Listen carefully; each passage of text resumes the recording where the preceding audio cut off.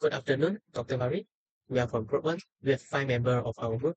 My name is Chong Ji-Xuan, and my contact number is 30559, and we are going to start our presentation today. I would like to continue my part of main business activity based on two companies. The first one is Borneo Oil Berhad. Borneo Oil Berhad, which is Malaysia-based investment holding company, established in 1984, Labuan Sabah. Borneo Oil Berhad is main board market of Pusat Malaysia and headquartered in Malaysia with a diversified business portfolio. There are three different types of main business activity. The first one is food and franchise operation. They cover a diverse food-related businesses, which including its service restaurant and the distribution of food products such as Sabako hot sauce and sugar bun. The second one is property investment and management. Borneo Oil Berhad focus on managing a diversified portfolio of properties that include leasehold and freehold lands for agriculture, tourism, and natural resource development.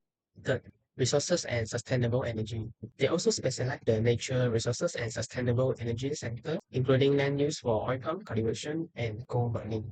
The second company that we are choosing is Hapsing Consolidated Berhad, which is Malaysia-based company established in 1946. Hapsing also a main market of Pusat Malaysia with smaller operation in other Asian countries. There are 6 different main business activity. First one is plantation, property financing, automotive, trading, and building materials. Hapsing strongly focus on eco-friendly practices, especially in plantation and building materials. Hapsing Plantation is the one of the largest producer of sustainable palm oil in Sabah. That's all from me. Thank you. My name is Goh Xing Yuan with the number matrix of 305665. So today I'll be talking about calculations of financial ratio with the first two types of financial ratio, which is the liquidity ratio as well as the activity ratio. So let's move on to the first one, liquidity ratio, which is current ratio.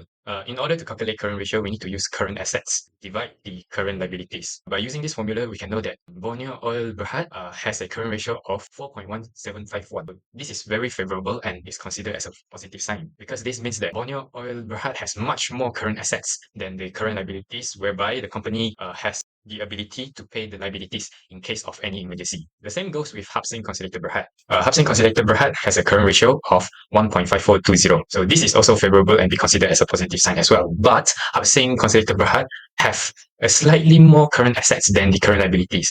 But they still have the ability to pay the liabilities in case of any emergency, but just that much as Borneo Oil Berhad. So moving on to the next liquidity ratio, which is the quick ratio, by using quick assets divided by current liabilities. Through this process, we can know that Borneo Oil has a quick ratio of 3.2319. This is very favorable and it indicates that the company is in a very good financial health. This is because they have enough cash to cover short-term obligations. From the quick ratio above, so the company is able to pay all the liabilities if any emergency happens. The same goes with Hapsing Consolidated Berhad. Quick ratio of 1.1767 is also favorable and it indicates the company is in a good financial health. This also means that Hapsing, they can have cash to cover their short-term obligations and they can pay all liabilities if any emergencies occurs. So now we will move on to the activity ratio. The first activity ratio is total assets turnover. By using the formula net sales divided average total assets, we can know that Borneo Oil Berhad has a total asset of 0.0890. This is very unfavorable as it indicates the company has a poor efficiency whereby they are generating less revenue for each ringgit of assets. This is the same goes with Hapsing Consolidated Berhad. Hapsing Consolidated Berhad has a total asset turnover of 0.3263. So it is also unfavorable because it also shows that poor efficiency from Hapsing Consolidated Berhad. But Hapsing and Borneo Oil, they have the same problem because they are generating less revenue for each ringgit of assets. Moving on to the next one of activity ratio, which is the account receivable turnover. By taking net sales divided by average trade receivables, we can know that Borneo Oil Berhad has an account receivable of 1.4596. So this can be considered as favorable as it indicates the company is efficiently converting its receivables into cash. As for Hapsing as well, the Berhad has an account receivable turnover of 3.8724. This is also can be considered as favorable and also shows that the company is efficiently converting its receivables into cash. But comparing Hapsing and Borneo in terms of account receivable turnover, obviously Hapsing Consolidated Berhad is much more better than Borneo Oil Berhad. So this is the end of my part. Thank you. My name is Barry Shunjan. My matching number is 305668. And now I'll be continuing for the calculation of the financial ratio with the profitability ratio and the leverage ratio. And for the first profitability ratio is profit margin on sales, and we can look with the formula of net income or net sales. And we can look for the first one is by Hapsing Consolidated Berhad has a profit margin on sales of 0.1493, which might be considered favorable and is a financial metric that represents the percentage of profit a company makes from its total revenue. On the contrary, Borneo Oil has the profit margin on sales of negative 0.1555, which might be considered unfavorable and is a financial metric that represents the percentage of loss of a company makes from its total revenue. It means that a higher profit margin on sales of a ratio indicates the high probability and a high percentage of a company to get the profit on that year. Next, we're continuing with return of common shareholders' equities. One is another one of the profitability ratio with the formula of net income minus preferred dividend divided by average common shareholder equities. So we look for the first one. Hapseng Consolidated Berhad has the return of common shareholders' equities of 0.0995, which indicates that for every ringgit of common shareholders' equities, the company generates a profit of approximately of RM 0.0995. On the contrary, you can look for the Borneo Oil has a return of common shareholders' equity of negative 0.015, which indicates that for every ringgit of common shareholders' equities, the company generates a loss of approximately negative 0.015. In this ratio for return of common shareholders' equity, it evaluates and see the company of how well of manage its capital in a year. So we can see that for in Hapseng, it's had the increasing and a positive percentage of the return of common shareholders' equity, as we can call it as ROIs. And in Borneo Oil, we have a negative percentage of ROIs. So if investors or shareholders want to get a profit in their investment, so Hapseng Consolidated Berhad can be one of the option of it to invest to get a profit. Now let's we continue with leverage ratio, and the first leverage ratio are debt to asset ratio, and with the formula with total liabilities divided by total assets. So you can see for the first one, Hapseng has the debt to asset ratio of 0.5027, which seems that the company has the moderate level of financial leverage. And for the Borneo Oil has a debt to the asset ratio of 0.0802, which seems that the company has moderate level of financial leverage. It means that if a company have a higher ratio of debt to asset ratio, it means that the company have more leverage and a higher risk to not being paying back the debts. But if a company have a lower ratio of debt to asset ratio, it means that the company assets are more financed by the equity than debts. According to what I said before, with the interpretation, Borneo Oil have a better debt to asset ratio since it had a lower debt to asset ratio if we compare to Hapseng Consolidated Berhad. Last but not least, we can see the last leverage ratio is debt to equity ratio with the formula total debts divided by total shareholder equities. For the first one, you can see that Hapseng Consolidated Berhad has a debt to equity ratio of 1.0109, which seems that the company has the moderate level of financial leverage, with debt accounting for a sizable portion of its capital structure. On the contrary, Borneo Oil has a debt to equity ratio of 0.087, which seems like the company has a moderate level of financial leverage, with debt accounting for a sizable portion for its capital structure. A good debt to equity ratio will help the investor or the shareholders to determine the investment are good or bad according to the debt to the equity ratio. Like we can see in this, Borneo Oil has the better debt to equity ratio since it had a lower ratio if we compare to Hapseng Consolidated Berhad, since they are 8.73% included in the total equity. That's all from my part. Thank you. My name is Qingyuan Yu, matrix number 305786. So now I would like to make a comparison both of the company we choose. First, based on the current ratio calculated by my team members, Hapseng Consolidated Berhad current ratio is 1.5420 and Borneo Oil Berhad is 4.1751.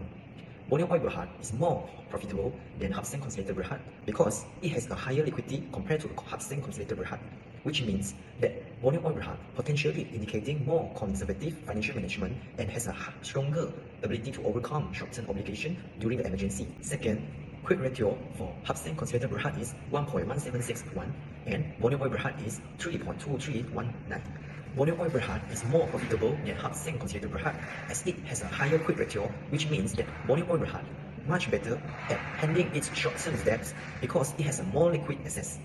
Hapseng Consolidated Berhad might be relying more on inventory or other assets that are harder to turn into cash quickly.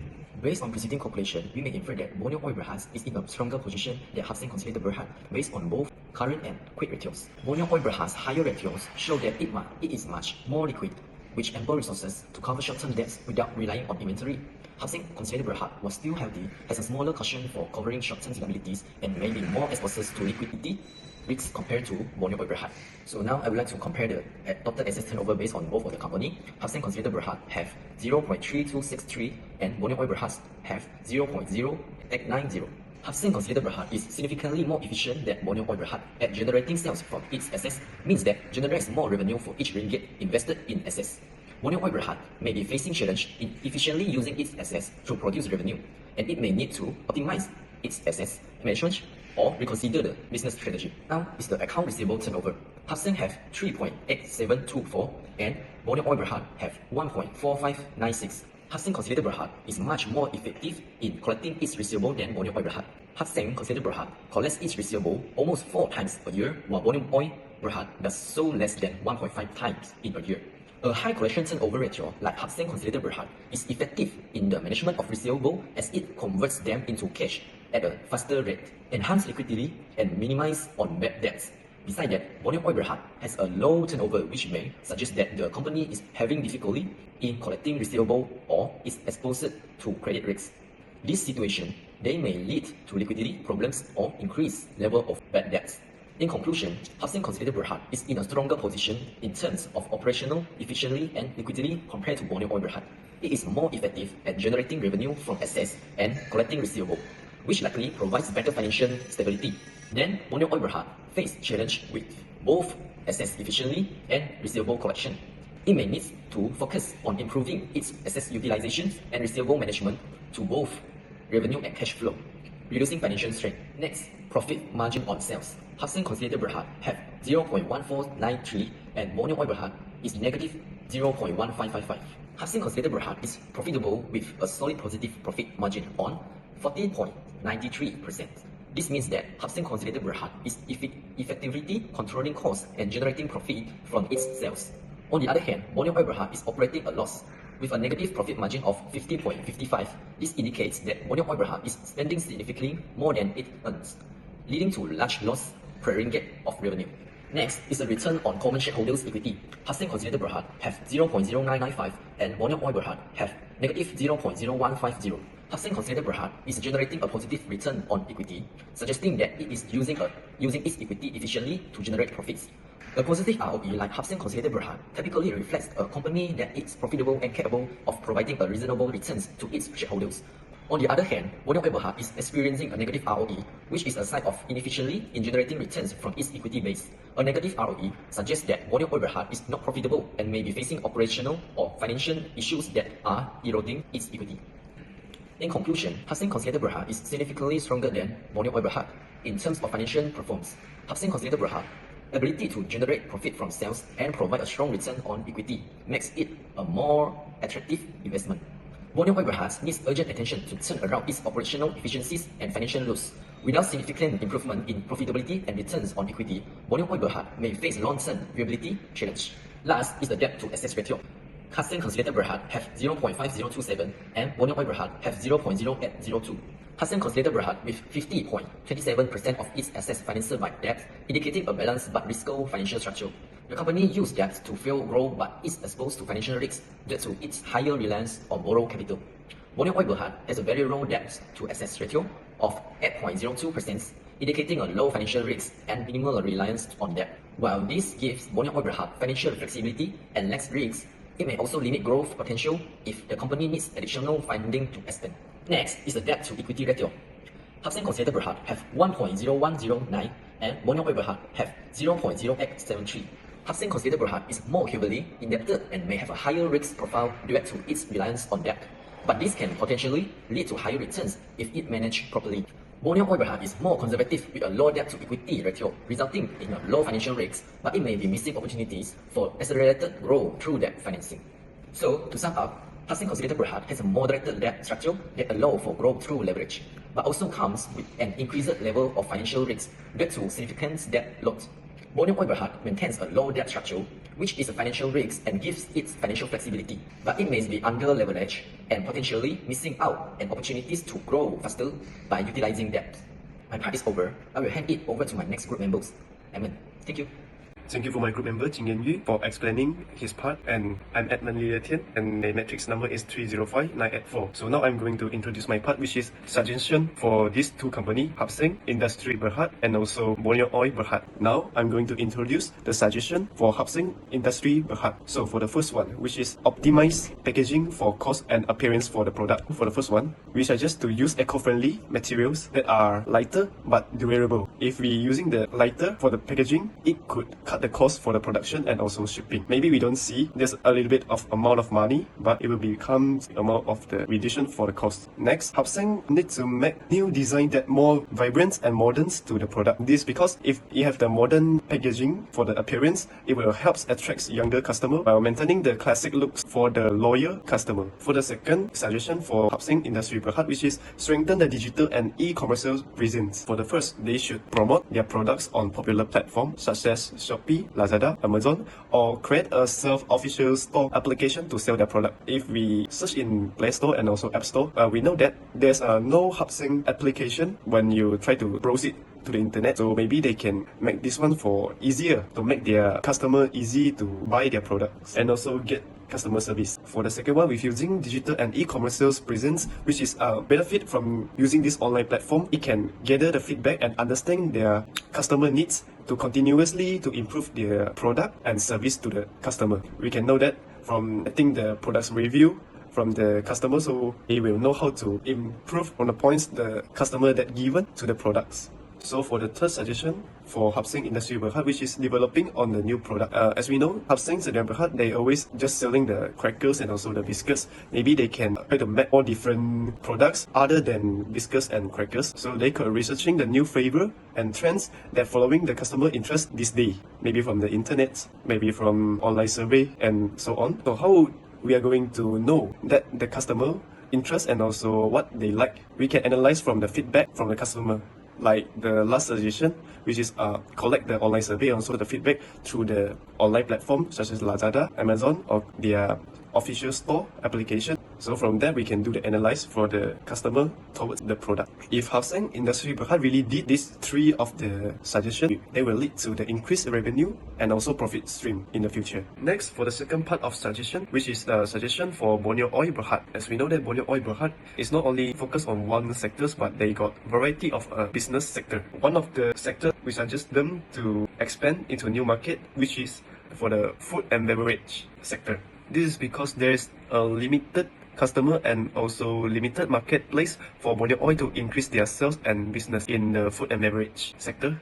So they should expand the food division into the international market. Why I said especially Asian countries? Because in Asian country we have Asian Free Trade Zone, which is AFTA, to reduce the tariff and make entry to new markets easier and more cost effective. So that's why they should more promote their products and also go into these new markets in Asian countries. Next, as the world moves towards more sustainable energy, so for our second suggestion, which is expand and diversify into renewable energy projects. This is because oil, gas, energy and mining is one of the business sector for Borneo Oil Berhad. So we suggest that they should commit to research on solar energy project due to Malaysia has a high potential. Why I say Malaysia has a high potential? This is because Malaysia is the full-time, like we only have one season, which is the summer season. So using the solar energy, which is the most suitable for Malaysia country.